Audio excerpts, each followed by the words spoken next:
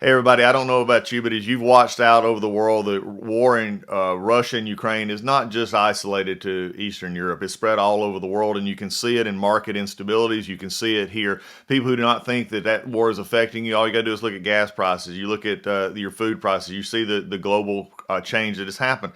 But you know something that's also affected investments as well. And I've said all along, Legacy Precious Metals is your navigator. They're the ones that see you through to get to the next level. The good news about this is, even with market volatility, market instability, you've got options. And gold prices are rising as investors turn to gold. And gold presents a hedge against this inflation and that protects you against the weakening dollar, which we are seeing. Legacy Precious Metals is the only company I trust to deal with gold and silver and the other precious metals. You need this investment. You need this as part of your portfolio to keep you buffered from what we're seeing in the world, war and volatility in the market. This is where you need to be. Call Legacy Precious Metals today. Be proactive about this. Get on board with it. Call them at 866-528-1903, 866-528-1903, or you can download their free investor's guide at legacypminvestments.com. legacypminvestments.com, your navigator in a volatile world of investments. Do you want to listen to a podcast? By who? Georgia GOP Congressman Doug Collins. How is it? The greatest thing I have ever heard in my whole life. I could not believe my ears. In this house, wherever the rules are disregarded, chaos and mob rule. It has been said today, where is bravery? I'll tell you where bravery is found and courage is found. It's found in this minority who has lived through the last year of nothing but rules being broken, people being put down, questions not being answered, and this majority say, be damned with anything else. We're going to impeach and do whatever we want to do. Why? Because we won an election. I guarantee you, one day you'll be back in the minority and it ain't gonna be that fun.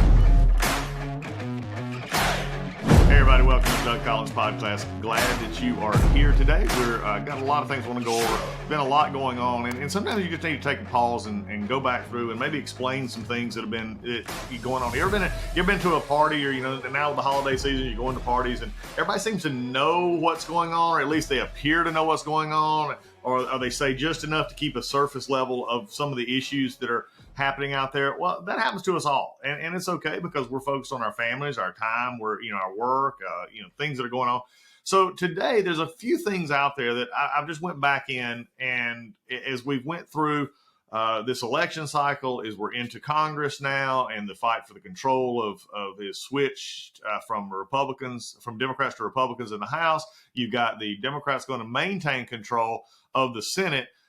But coming down to the race here in Georgia, and this is still up in the air. I'm recording this. You're going to hear this afterwards. But again, what we're going to talk about actually is applicable to why this race in Georgia mattered and matters as we go forward in the terms of the control of Senate. We're going to overlook that a little bit, and then actually look at the this issue of Georgia, in its state now among the national publications and being a purple state. I want to address that today a little bit. And then also we're going to, just as we come out in the last week, we've had the Twitter file drop, and at any moment I'm sure that there could be more coming out of this. I want to just address that. So let's just dig in. So when you go to your Christmas parties, you go to your workplace parties, your holiday parties, whatever you got to go to, or just in general around the water cooler, let's get a little bit deeper into some of these issues. First off, let's deal with what's going on in the House of Representatives right now. The House of Representatives has flipped to the Republicans. This is something we thought was going to happen. But in all fairness, it was not flipped in the way that many of us thought, in a 15, 20, 25 seat advantage. It's going to be a 4-seat advantage at best, and that's what it looks like. It's going to be a 222 to 213 breakdown in the House. And as we've already seen, a member of the Democrat Party passed away from Virginia. He had been sick with cancer. He passed away, so that leaving an open seat. So the Congress will start not with its full contingent of 435, but it's going to start with 434. Those kind of things happen all the time. You have members who resign. You have members who have unfortunately passed away. I mean, this happens. So when you're looking at a margin of 4, frankly, we don't have to guess how that works. We can just simply look at the past 2 years, because the past 2 years, that's the number that Nancy Pelosi, as Speaker, has had to work with. I've made this statement many times on the podcast. I'll make it again today. I disagree with, most every policy decision that Nancy Pelosi has ever come up with. I mean, we just have two completely different visions of government, two different visions of how the government is to operate. And we didn't see eye to eye when I was in Congress, and we still don't see eye to eye. But I will say this, from a speaker perspective with a limited majority, she is able to get a lot of things done that, frankly, we've not been able to do on the Republican side with larger majorities. And I think that's going to become a key element in what we're seeing play out in the House right now. And we're going to start off right at the very top, and that's the speaker's race. Kevin McCarthy, I've known Kevin for a number of years. I've known Kevin, in working with him. I knew him as I was running for this seat over 10 years ago, 11 years ago now. And, Kevin is the consummate caucus Republican conference leader. He is always out raising money. He is he gives the motivational speeches. He's the fire. He tries to make friends in the conference. He tries to make sure everybody's happy, which in leadership is a very difficult role, and it many times can backfire on you. Kevin also is from California, and his own district is not as conservative as many of the districts across the country of the Republicans in the House, in which he is called upon to lead, which means that there are times that his views and his votes have differed greatly from some very conservative members in other parts of the country. This is where the situation gets interesting. Now, as I said when we started the podcast, one of the things I wanted to do is sort of give you the behind the scenes of what's happening here. So let's discuss what's happening, because now many of you have probably heard, well, Kevin's going to be speaker. The votes will be there. He's already been elected in the conference. Why isn't he going to be speaker? And why is there this controversy? Will he be speaker? All of this. Okay. At this point in time, I'm going to be very frank with you. It is very much up in the air if Kevin McCarthy will actually become speaker. I think there's an overwhelming thought by many in Washington that somehow he will overcome the opposition at this point and become speaker. But I'm one who is taking a cautious approach to that, because there's anywhere from 10 to 15 members who have said they, under no circumstances, would they vote for Kevin McCarthy for speaker. Why does that matter? Again, I've always wanted this podcast to be one of sort of teaching. So let's dig into this. Why it matters is this: to become the Speaker of the United States House, it requires a 4 vote and a majority of 218 to become speaker. That means that both parties typically put someone up for speaker. The majority party, of course, is going to win because the majority party is the majority party.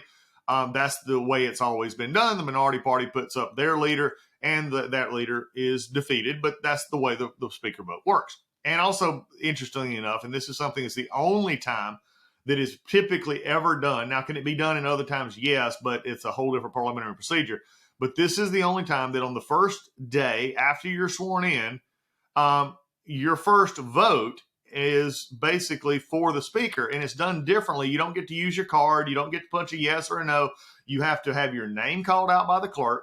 You have to stand up where you are, and basically shout out the name of who you're voting for speaker. So if you're, and I'll just use this in time, if McCarthy is the nominee and you're a Republican who's going to vote for McCarthy, they would call your name and you would stand up and say Kevin McCarthy for speaker.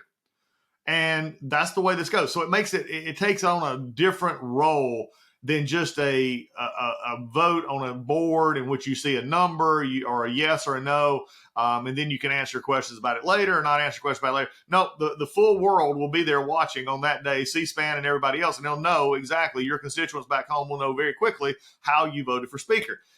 Used to, this was never really an issue.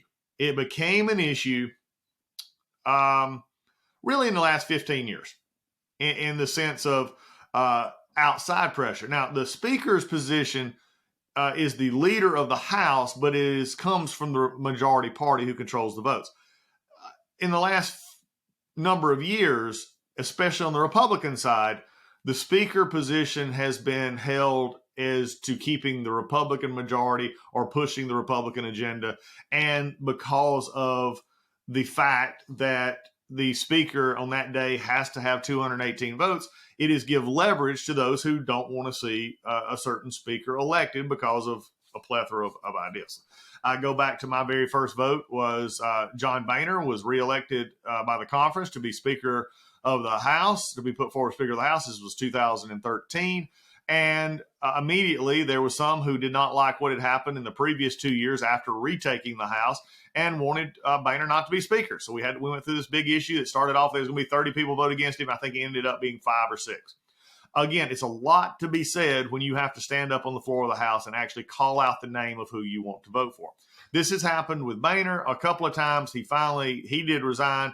Kevin McCarthy was going to take that step up from majority leader after Eric Cantor had left. He was going to take the step up from majority leader to Speaker then, and a group of members said they wouldn't vote for him. Some other issues developed, and he stepped back. That's how Paul Ryan became Speaker. And then Paul Ryan, until he resigned, left Congress in 2018, and we lost the majority. Nancy Pelosi became Speaker. Now, don't think this is simply a Republican issue. Nancy Pelosi had her own deals that she had to cut with the more liberal part of her base, which, if you can imagine, someone is to the left of Nancy Pelosi.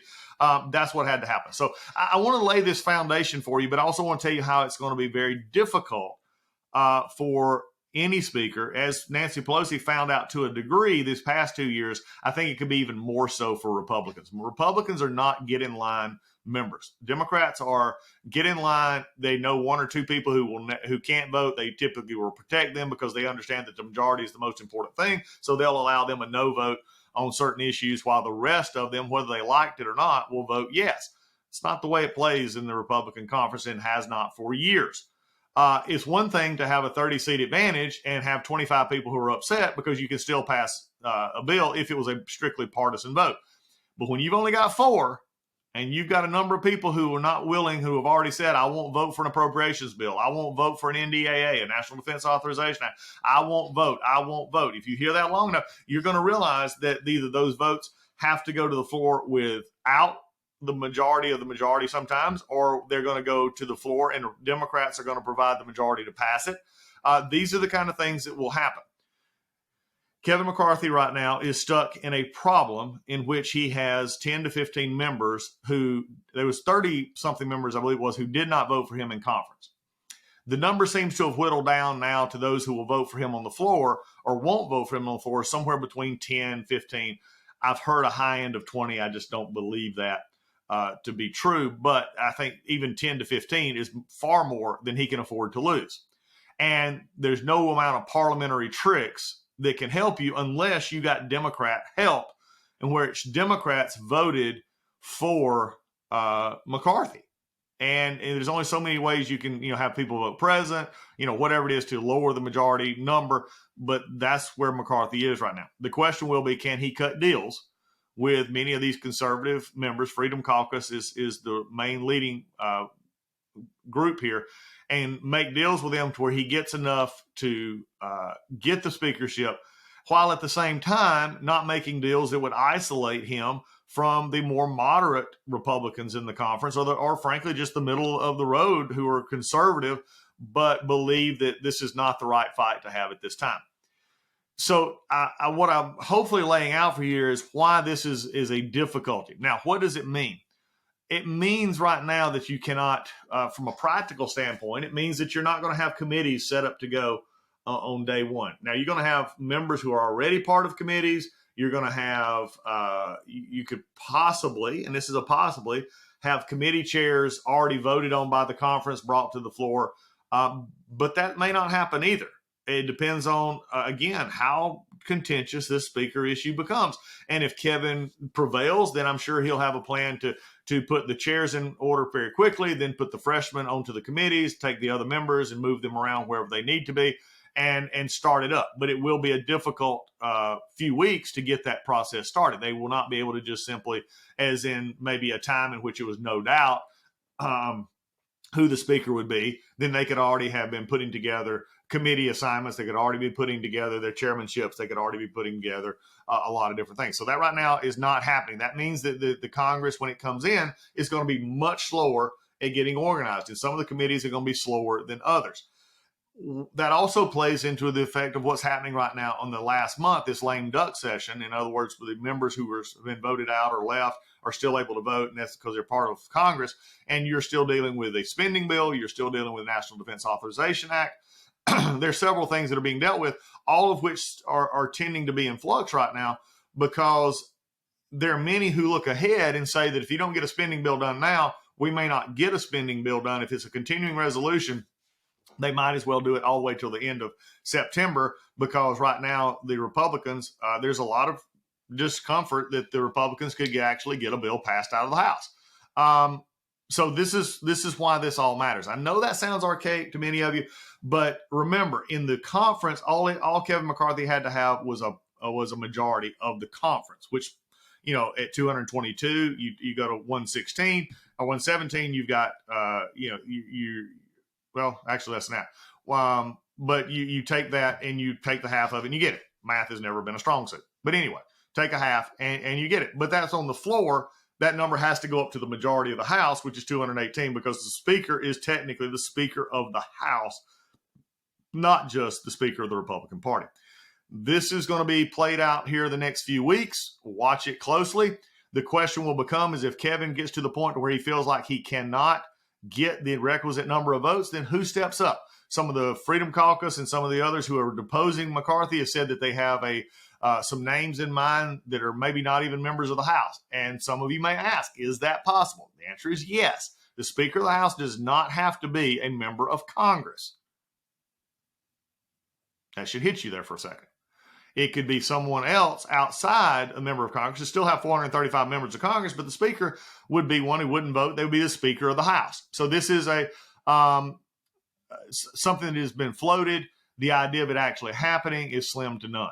More than likely, if Kevin McCarthy cannot become Speaker, then I would just say look at Steve Scalise, look at maybe even an Elise Stefanik, and then maybe someone you have never even heard of that could say, okay, we're going to let this person become Speaker. Now, whoever becomes Speaker, and right now, I would say the decision and the discussions are that Kevin McCarthy will become Speaker. If that be true, that margin of 4 votes is going to come very large in trying to get things passed. So all I can do is say whoever gets to be Speaker, it's almost like, the dog chasing the car. Once you caught it, what do you do with it? And this is going to be difficult. And hopefully that'll mean that the conservatives will realize, and the moderates in the Republican caucus, the whole conference itself, the 222 of them, will come together and realize that if they can't get majority votes, 218 votes on a full Congress, then they can't get anything done, and they're simply making speeches.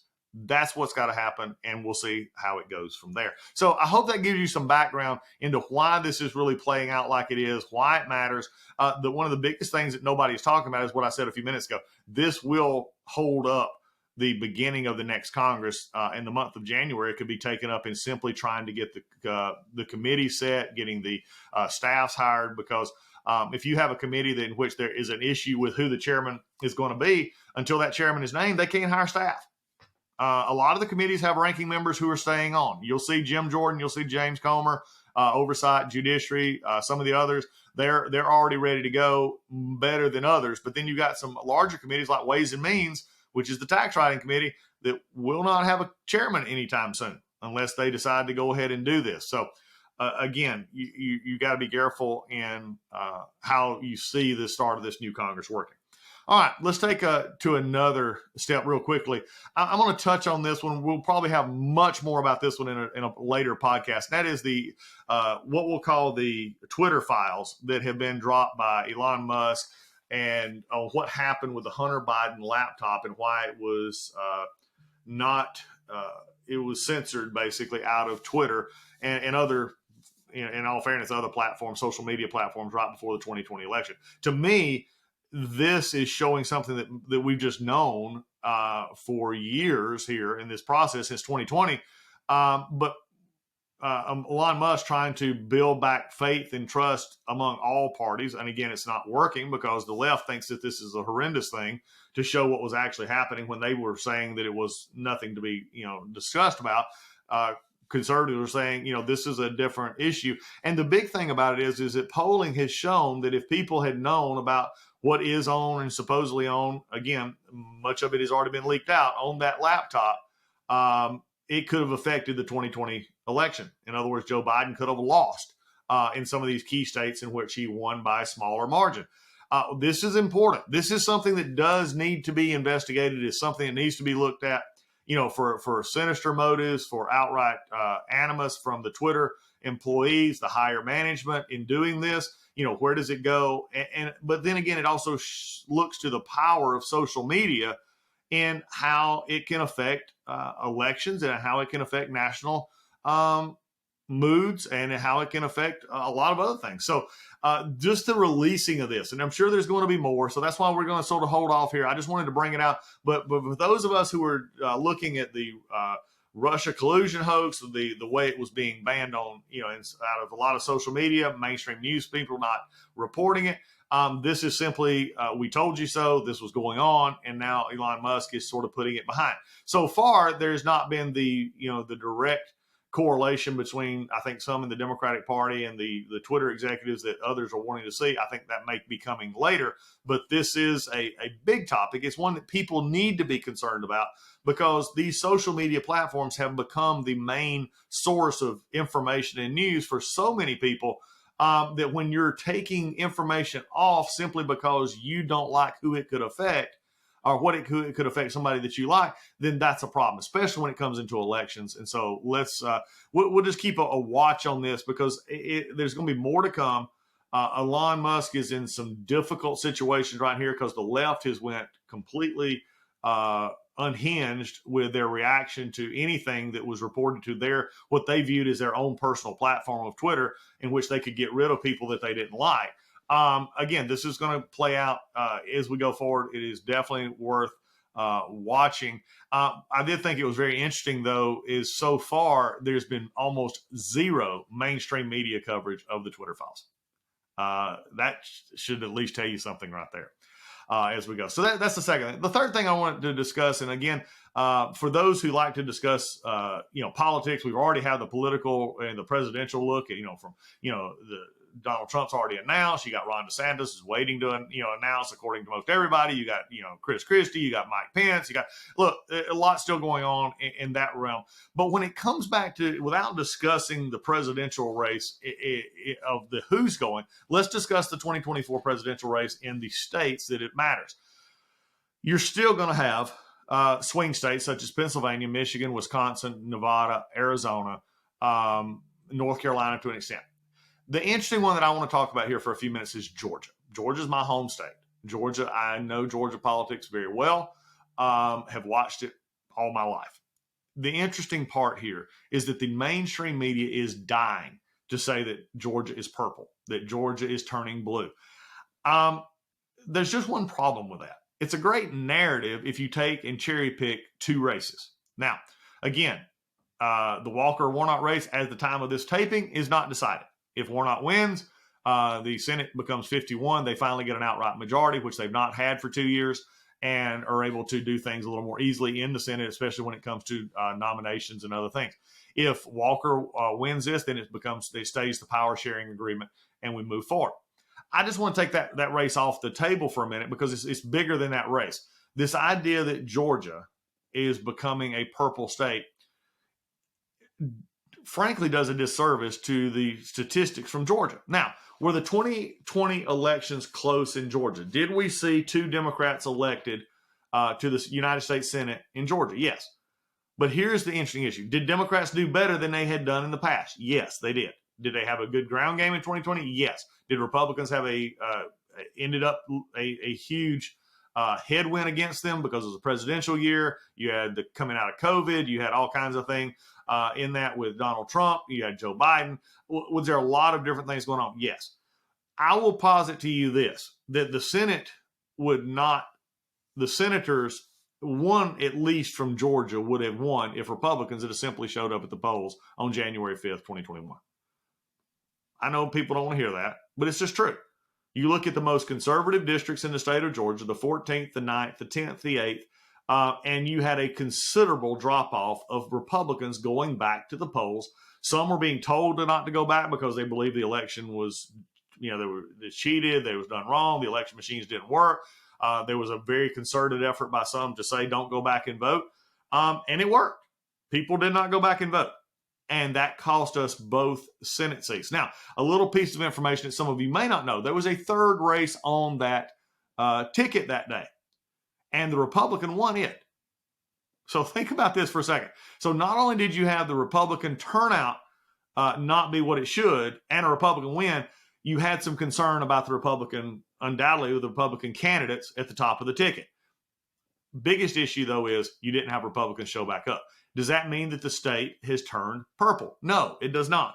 It means that it's just like a poll, and we've talked about here on the podcast, a poll is simply a snapshot in time. This is where we're dealing with this election. I believe the 2020 election was a snapshot in time. There were books written about it. There was a book down here by one of the Atlanta Journal-Constitution political reporters, Greg Bluestein, talked about flipped and how the state flipped to blue. What was not discussed there, like I said, is that during that cycle,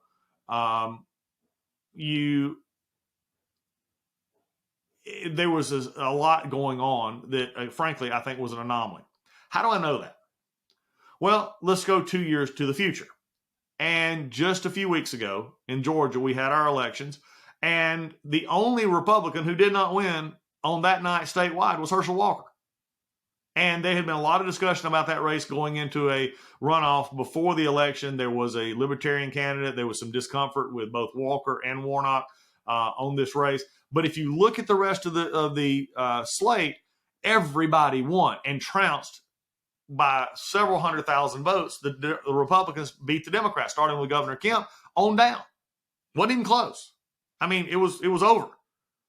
So it's hard for me to dive into this very mainstream liberal narrative that Georgia is all of a sudden a purple state. Explain that to me. When you go back to the elections that we've seen, and especially now when you come out of 2018, 2020, if you want to take those and say that was the turning point, well, go back to 2014 in the governor's race here in Georgia and the Senate races, in which now we're seeing basically the same percentage. Brian Kemp won 52, 53%. That's a healthy margin in Georgia. Everybody believes that Georgia is this predominantly Republican state. There's this perception out there that Georgia is a 60% Republican state. It's not, never has been. The most that a Republican statewide candidate was Governor Sonny Perdue, and I believe it was 57% back in 2007. So again, is there things that Republicans need to get right in Georgia? Yes, we've got to do better in the ground game. We got to do better in not taking this stuff for granted. Because, by the way, we did not lose the House and we did not lose the Senate in Georgia. We maintained margins in both the Georgia House and the Georgia Senate. We won all the statewide races. Again, it just doesn't show. The anomaly, of course, was the Walker-Warnock race. We could do volumes on that race and may do that later on why that is like it is. But I just wanted to say, especially for some of you who are looking ahead to presidential races and saying, okay, well, Georgia is a possibility for a Democrat. I just don't see it right now. Could it be in the future as our demographics are changing? Yes. But right now it's not there. And it doesn't seem to be there in coming up, because if you were thinking Georgia was turning, as everybody said it was, you would have seen that a lot more in this cycle. You didn't see it. In fact, you saw Republicans coming out ahead in races that many thought that they were going to win. Remember that Stacey Abrams was going to take over everything. Stacey Abrams got beat soundly. Okay, she can't run from this one. She got beat. So as you do your holiday parties, as you do your water cooler talks, as you listen to these talking heads on TV and everywhere else, I wanted just to give you the background on several of these stories from the Congress, what's happening in the speaker's race, behind the scenes, why it matters, what they've been doing to get there. The Twitter files, more to come on that. And then Georgia is still a center-right state. Has been, will continue to be. We'll see how this goes. The 2 Senate seats, again, one could turn Republican by the time you and I talk again. We'll talk about that. But either way, the narrative that Georgia has turned into this purple state is just simply not true. Well, there's your talking points. Hope everybody has a great day. See you next time on the Doug Collins Podcast. Hey folks, MyPillow is excited to bring to you their biggest bedding sale ever, and just in time for Christmas. For a limited time, you're going to get the Giza Dream bed sheets for as low as $29.98, a set of pillowcases for only $9.98, and rejuvenate your bed with a MyPillow mattress topper for as low as $99.99. $99.99. Get a mattress pillow topper. Look, they come in all sizes. They got all kinds of stuff.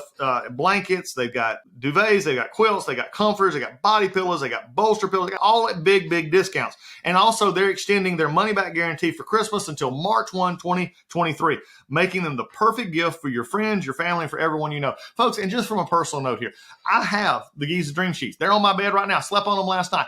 Some of the best sheets that we and Lisa and I have ever owned. They are worth, at this price, they're a steal. My wife and I have bought bed sheets, linens at much higher cost. It's supposedly much higher quality. These from MyPillow are at the highest of quality, and at a price like this, you can't beat it. So go now to MyPillow.com, use promo code Collins, COLLINS, or call 1-800-986-3994, and you'll get huge discounts on all the MyPillow bedding products, including the Giza Dream bed sheets for as low as $29.98, and get all your shopping done while qualities last. And remember, put in that promo code Collins for these discounts.